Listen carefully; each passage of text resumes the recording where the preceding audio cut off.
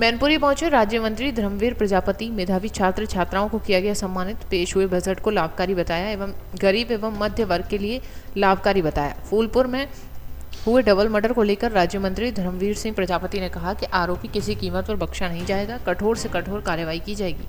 तो वहीं 27 में भाजपा की पूर्ण बहुमत से सरकार बनेगी। समाजवादी पार्टी में गुंडे माफियाओं का बोलबाला था, किशोरियां सुरक्षित नहीं थीं और आज लोग सुरक्षित हैं।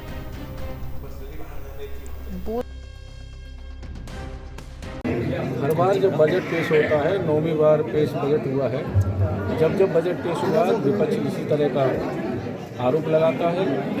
बजट में जनहित के ध्यान रखा गया है, किसानों का, व्यापारियों का, युवाओं का, मातृशक्ति का, सभी का ध्यान रखा गया है। और हमारे आदरणीय प्रधानमंत्री जी, मैं कह सकता हूँ, बहुत ही देश की जनता के प्रति बहुत गंभीर रहते हैं और छोटी छोटी चीज़ों को ध्यान करते हैं, छोटी छोटी चीज़ों पर विचार करते हैं, तब जा कर के नीतियाँ योजना बनाते हैं। आप देख लीजिए कि जी राम जी की मैं चर्चा करूँ तो जी राम जी में पहले मनरेगा में 100 दिन का काम मिलता था, उसको बढ़ा करके 125 दिन किया। अगर समय से पैसा नहीं मिलेगा तो ब्याज सहित पैसा मिलेगा हमारे श्रमिक का।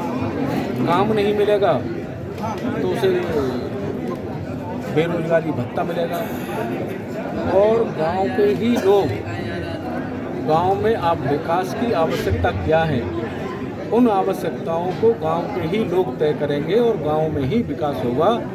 इतनी सोच, इतनी गहरी सोच हर व्यक्ति नहीं कर पाता। मैं हृदय से प्रधानमंत्री का साधुवाद करता हूँ। जहाँ उत्तर प्रदेश की जनता और प्रदेश की जनता, जहाँ उत्तर प्रदेश सरकार जीरो टॉलरेंट की बात करती है, वहीं मैनपुरी में डबल मर्डर के आज दिन तक आरोप सरेआम घूम रहे हैं। पुलिस द्वारा अभी तक कोई कार्रवाई नहीं की गई। निश्चित रूप से कार्रवाई होगी और कोई भी अपराधी होगा, किसी भी उत्तर प्रदेश के किसी भी जिले में कोई भी अराजकता का माहौल पैदा करेगा, सरकार उसके खिलाफ सख्ती से निकलेगी। वहाँ केंद्र सरकार जो महात्मा गांधी के नाम से वो राम जी की योजना कर रही है, तो इसमें आरोप लगा रहा है विपक्ष कि गांधी जी का नाम बिल्कुल खत्म करना चाह रहे हैं। कोई का नाम खत्म करना नहीं चाह रहे हैं। वही हम कहना चाह रहे हैं कि पहले 100 दिन का काम था, इसमें 125 दिन का काम है।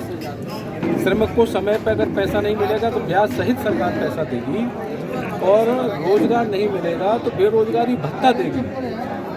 गांव के ही लोग, गांव के ही प्रमुख लोग तय करेंगे कि गांव में विकास क्या होना है। इससे मैं कह सकता हूं कि ये दूरदृष्टि है हमारे आदरणीय प्रधानमंत्री, इसको सम्मान करना चाहिए सबको। अच्छा, 2027 में क्या लगता है सरकार बनेगी? 17 से पहले बड़ी संख्या में सरकार बनेगी। 17 से प्रचंड बहुमत के साथ सरकार बनेगी। 27 पंचायत चुनाव की रणनीति क्या रहेगी आपकी? पंचायत चुनाव पूरी मजबूती के साथ लड़ेंगे। जब चुनाव होगा, पूरी तैयारी हम लोगों की है।